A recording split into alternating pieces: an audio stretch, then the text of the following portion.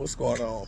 It's been a minute since I made a lawnmower video, but to those of you who own the Craftsman R110 30-inch deck lawnmowers, and I've had mine about 8 years, I've been having a problem lately in my lawnmower, in that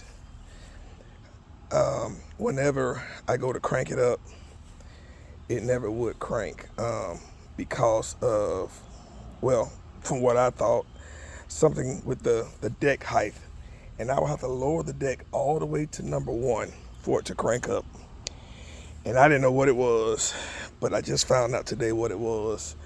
As I was mowing the yard today, a chunk of metal fell off. I found this later. And something told me to go down and inspect the safety switch, which is like a silver, it's a gray button that's right here that connects with this little chute right here.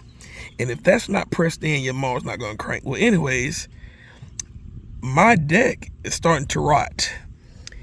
And as you can see, I had to tie a zip tie around the back to push the button in so the lawnmower starts. So I had to rig it.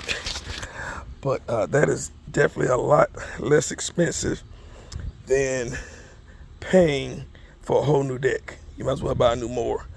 But I just wanted to let those of you know who are having trouble with your mower starting, for any reason, check that switch first. It may be disengaged.